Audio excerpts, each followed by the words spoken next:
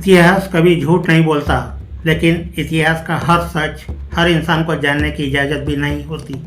दोस्तों, भारत की धरती पर कई ऐसे किले हैं जहां आज भी लोग दिन ढलने के बाद जाने से डरते हैं। किसी किले में रहस्यमय आवाज़ें सुनाई देती है, कहीं बिना हवा के दरवाजे अपने आप खुल जाते हैं और कहीं लोग दावा करते हैं कि उन्होंने किसी ऐसी परछाई को देखा जो इंसान जैसी थी लेकिन इंसान नहीं थी। लेकिन अगर मैं आपसे कहूं कि भारत में एक ऐसा किला भी है जहां आज भी महाभारत का एक योद्धा 5000 साल बाद भी जिंदा होने के सबूत छोड़ जाता है। हर सुबह सूरज निकलने से पहले उस किले के एक प्राचीन शिव मंदिर में कोई अदृश्य शक्ति ताज़ा गुलाब का फूल और चंदन चढ़ाकर चली जाती है, तो कि जिसने भी उस रहस्य का पीछा करने की कोशिश की वह कभी पहले जैसा वापस नहीं लौटा।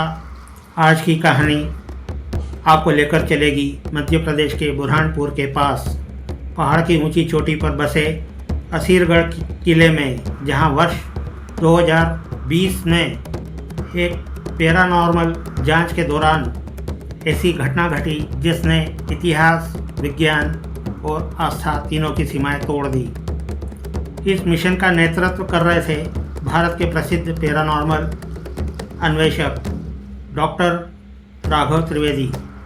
राघव अंधविश्वास पर नहीं, सबूतों पर विश्वास करते थे। उनका मानना था कि हर रहस्य के पीछे या तो विज्ञान छिपा होता है या फिर ऐसा सच जिसे विज्ञान अभी तक समझ नहीं पाया।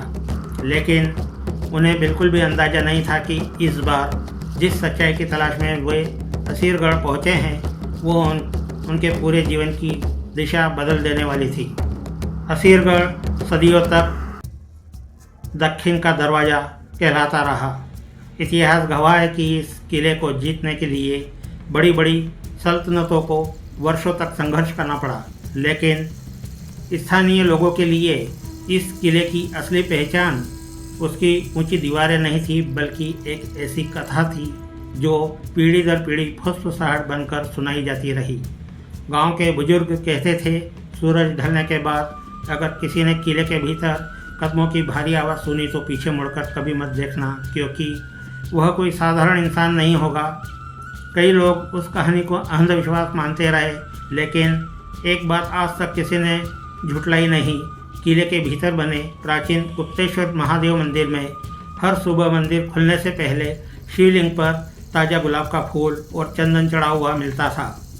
पुजारियों ने वर्षों तक पहरा दिया, सुरक्षा कर्मियों ने पूरी रात निगरानी की, यहाँ तक कि कई बार कैमरे भी लगाए गए, लेकिन किसी ने कभी भी उस भक्त को आते हुए नहीं देखा।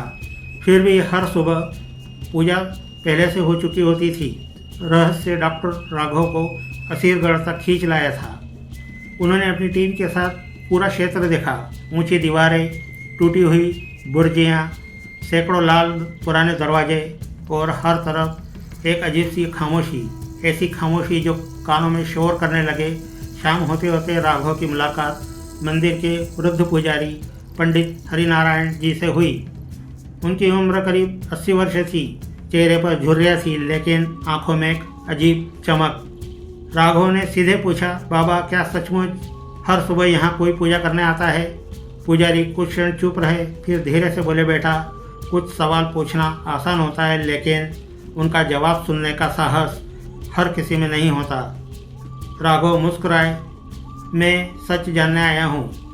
पुजारी ने गहरी सांस ली, फिर बहुत धीमी आवाज़ में बोले, अगर आज रात तुम किले में रुकने वाले हो तो एक बात याद रखना, जो भी दिखाई दे उसका पीछा मत करना, और अगर कोई तुम्हारा नाम लेकर पुकारे तो जवाब बिल्कुल भी मत देना। राघव का चेहरा गंभीर हो गया। उन्होंने पूछा, क्यों? पुजारी ने सीधे उनकी आंखों में देखते हुए कहा, क्योंकि हर आवाज़ इंसान की नहीं होती। यह कहकर उन्होंने मंदिर का मुख्य द्वार बंद कर दिया और बिना पीछे देखे धीरे धीरे वहाँ से चले गए। राघव उन्हें जाते हुए देखते रहे। उन्हें पहली बार ऐसा लगा कि इस किले में कहानी सिर्फ इतिहास की नहीं, किसी जिंदा रहस्य की भी है। रात के ठीक 11:45 हुए थे। पूरा असीरगढ़ किला घने कोहरे की चादर में छिप चुका था। तेज हवाएं टूटी हुई दीवारों से टकराकर ऐसी आवाज़ पैदा कर रही थी मानो कोई दूर खड़ा होकर रो रहा हो। डॉक्टर राघव ने अपना thermal camera, night vision camera और EMF मीटर चालू किया। उनकी पूरी टीम गुप्तेश्वर महादेव मंदिर से कुछ दूरी पर छिपकर निगरानी कर रही थी। सबका लक्ष्य सिर्फ एक था, अगर सचमुच कोई अदृश्य शक्ति रोज़ यहाँ पूजा करने आती है तो आज वह कैमरे में कैद होनी चाहिए। कुछ मिनट बीत गए, सब कुछ पूरी तरह शांत था। अचानक EMF मीटर की हरी लाइट अपने आप जल उठी। बीप बीप बीप की आवाज़ें आने लगी। राघव ने स्क्रीन देखी। मीटर धीरे धीरे सामान्य सीमा से ऊपर जा रहा था, लेकिन आसपास कोई बिजली की लाइन नहीं थी, न कहीं मोबाइल टावर, न कोई मशीन जो है संकेत पैदा कर सके। तभी मंदिर के पीछे बने पुराने जल कुंड से छपाक की आवाज़ आई। ऐसा लगा मानो किसी ने बहुत भारी पत्थर पानी में फेंका हो। पूरी टीम एक साथ उधर देखने लगी, लेकिन पानी बिल्कुल शांत था। राघव ने थर्मल कैमरा धीरे धीरे उस दिशा में घुमाया। पहले स्क्रीन पर कुछ दिखाई नहीं दिया, फिर अचानक एक लाल रंग की विशाल आकृति धीरे धीरे उभरने लगी। राघव की सांसें एक पल के लिए रुक गई। वह कोई जानवर नहीं था, कोई साधारण इंसान भी नहीं। वह लगभग 12 फीट लंबा एक विशाल योद्धा था। चौड़े कंधे, घुटनों तक आते बिखरे बाल और उसके माथे के बीचों बीच एक गहरा खुला हुआ घाव, जिससे मानो अभी भी ताज़ा रक्त रिस रहा हो। थर्मल कैमरे में उस घाव का तापमान पूरे शरीर से अलग दिखाई दे रहा था।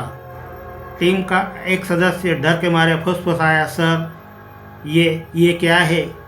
लेकिन राघव के मुंह से एक भी शब्द नहीं निकला, क्योंकि उसी क्षण उस विशाल आकृति ने धीरे धीरे अपना सर उठाया और सीधे कैमरे की दिशा में देखने लगी।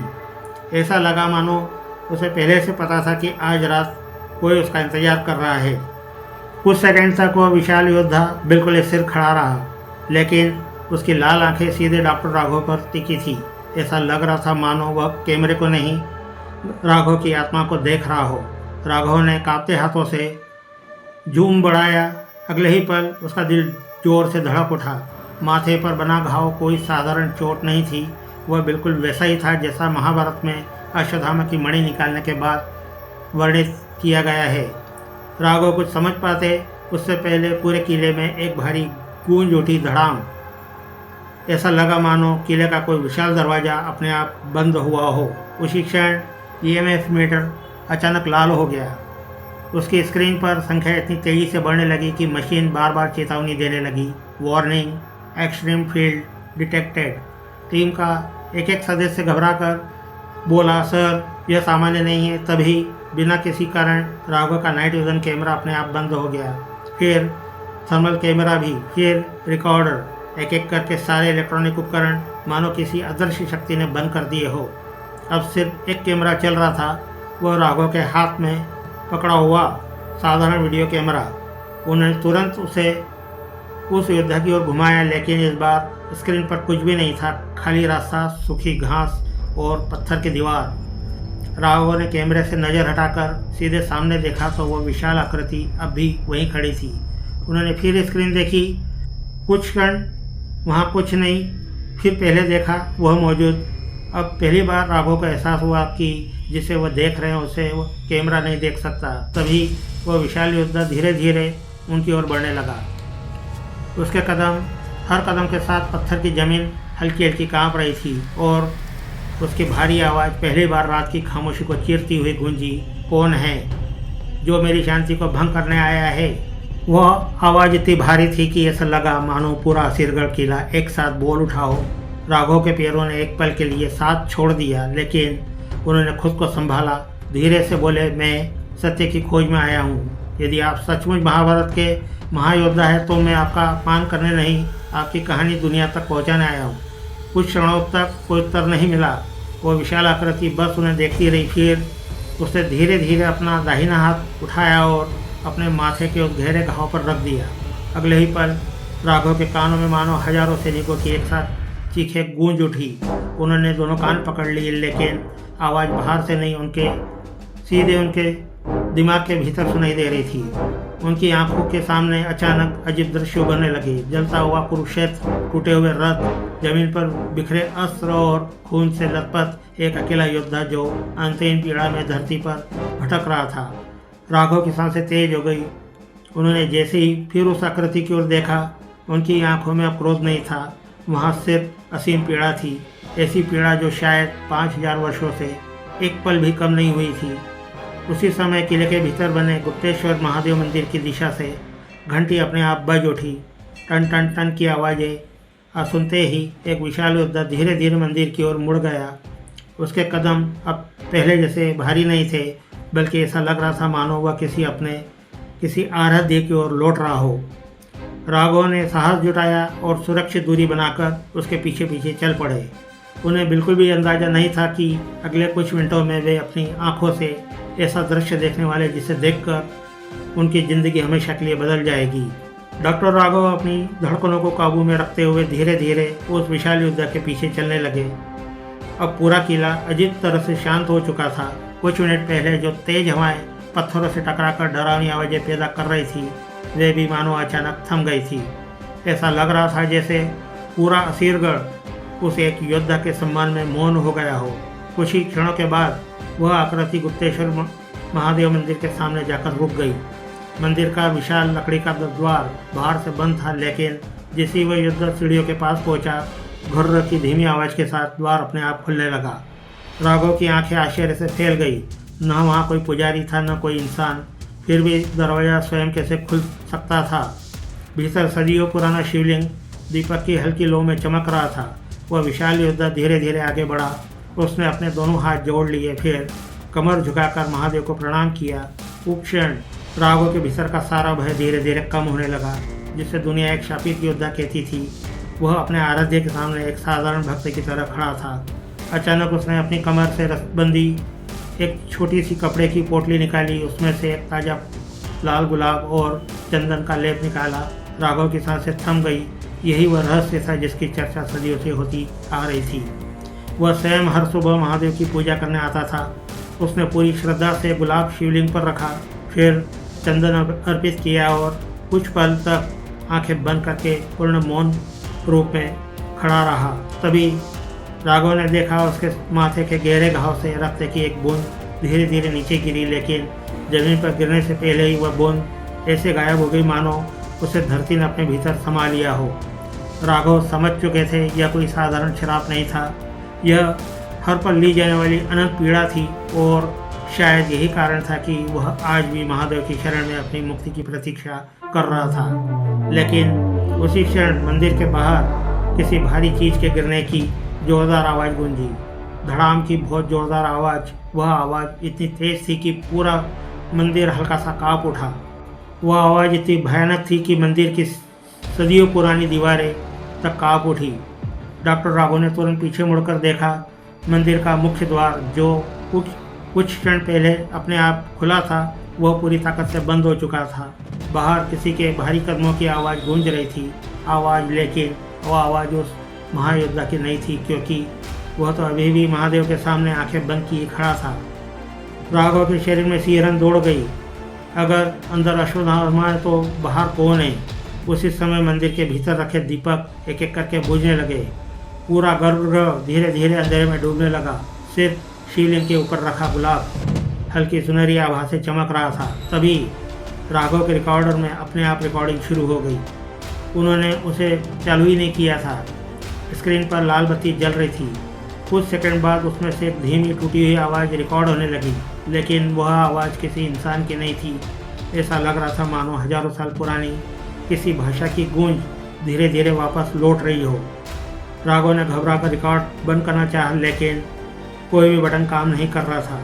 अचानक वह योद्धा धीरे धीरे उसकी ओर मुड़ा और पहली बार उसके चेहरे पर क्रोध नहीं बल्कि गहरी थकान दिखाई दे रही थी। उसने बहुत धीमी लेकिन स्पष्ट आवाज़ में कहा, मानो जिसे तुम खोज रहे हो वह मैं नहीं हूँ। राघव का दिल जोर से धड़कने लगा। उन्होंने काफ़ी आवाज़ में पूछा, तो फिर कौन है? महायोद्धा ने धीरे धीरे मंदिर के बंद दरवाजे की ओर देखा। बाहर से फिर वही कदमों की आवाज़ आई। इस बार पहले से भी ज़्यादा भारी। अश्वत्थामा ने ऐसी बात कही जिसे राघव की रूह तक जमा दी। उन्होंने धीमे स्वर में कहा, मैं इस स्थान का रक्षक हूँ, लेकिन जिसे यहाँ 5000 वर्ष पहले बंद किया गया था, अगर वह जाग गया तो इस बार उसे रोकने वाला कोई नहीं होगा।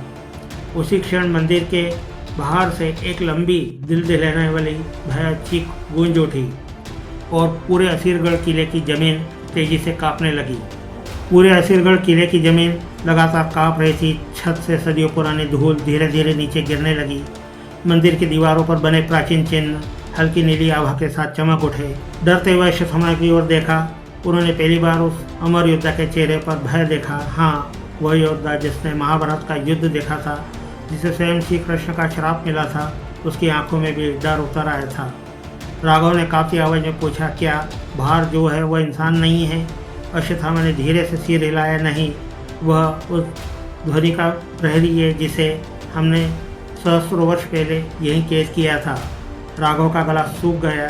ध्वनि, अश्वत्थामा ने शिवलिंग की ओर देखते हुए कहा, कुछ शक्तियाँ दिखाई नहीं देती, वे सुनाई देती है, और जो उन्हें पूरी तरह सुन लेता है वह फिर अपने मन का स्वामी नहीं रहता। राघव को अचानक सिंधु सभ्यता से जुड़ी वह चेतावनी याद आ गई जिसे उन्होंने वर्षों पहले प्राचीन शिलालेख में पढ़ा था।